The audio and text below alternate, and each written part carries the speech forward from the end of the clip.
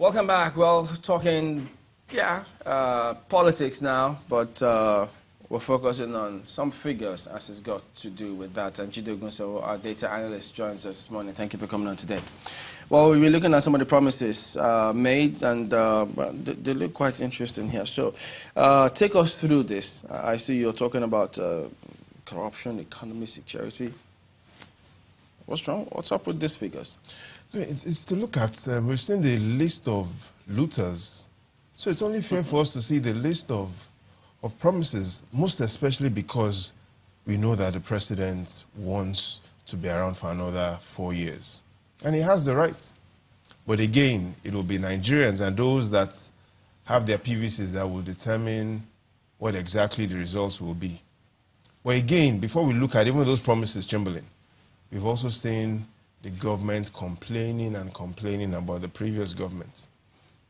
You know, the interesting thing is, in modern day history of democracy, there's been only one president, Chamberlain, only one that has never complained about the previous administration. Only one president that, despite the crisis he was facing, he never mentioned a word about the previous administration. And I'll also share who this was with you, and I think you'll be surprised.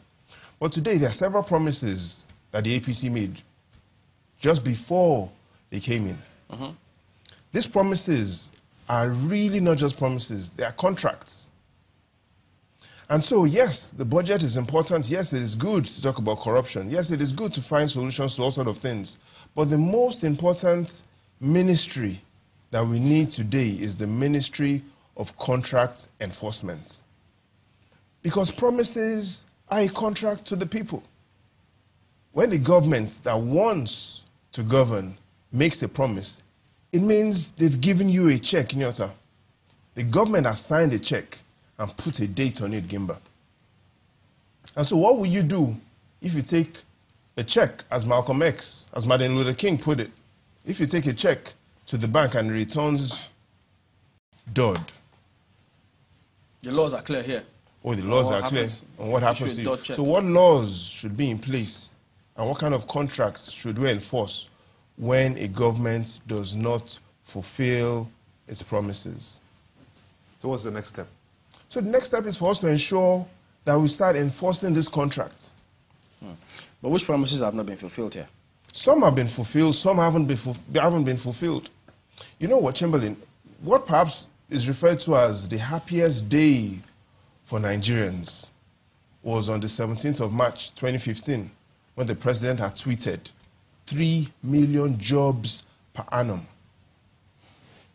That was the exact tweet of the president, 3 million jobs. It's a statement of fact. Now, the National Bureau of Statistics has given us the evidence to find out if this promise was fulfilled. And so the MBS says in the second quarter of 2015, there were 68 million Nigerians that had jobs. And by 68 million, they refer to those that had full-time jobs and those that had part-time jobs. 68 million. A year after, the NBS says 3 million jobs were not created.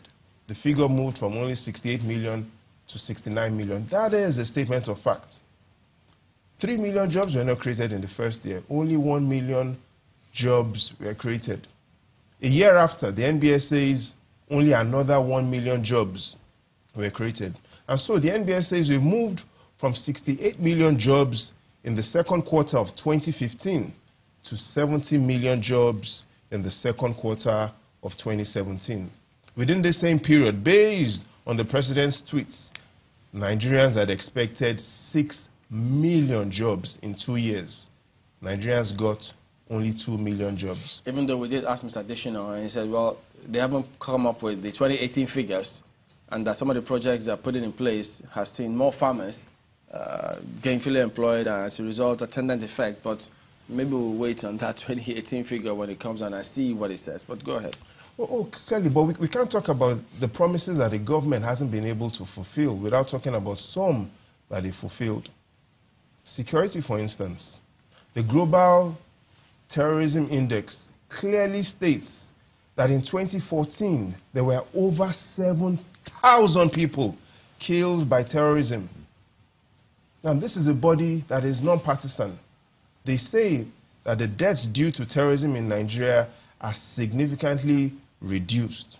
Yes, there are still killings based on herdsmen attacks, but again, based on the evidence which we have, which is a statement of fact, killings from Boko Haram are significantly reduced. The challenge we have today is, just recently, the United States put another terrorist group on their watch list. The name of this group is called ISIS West Africa. And so, even though we are fighting Boko Haram, we are fighting a group that has evolved. And so we've got ISIS West Africa as a terrorist group. That is the challenge we face today. And they've got a new leader. So the challenge is, even though we've made some progress on security, the days ahead clearly means that we need to focus more on how to ensure that we stop the spread of ISIS. Because ISIS isn't just fighting without a purpose. Their purpose is clear. They want to establish an Islamic caliphate. So they've got a goal, but then the government now needs to ensure that these goals are bigger. Then clearly, one other thing the government talked about, the economy. Now, we can't talk about the economy without talking about three major things. The government has said we will grow the economy by an average of over 10% per annum. Again, the CBN provides us the evidence of what exactly has happened. Based on even the evidence of the Bureau of Statistics, the economy in 2015 was better than what it is in 2017. And so we haven't seen 10% growth. What we've seen is growth that is below 1%. That is a statement of fact. Another promise that has not been fulfilled.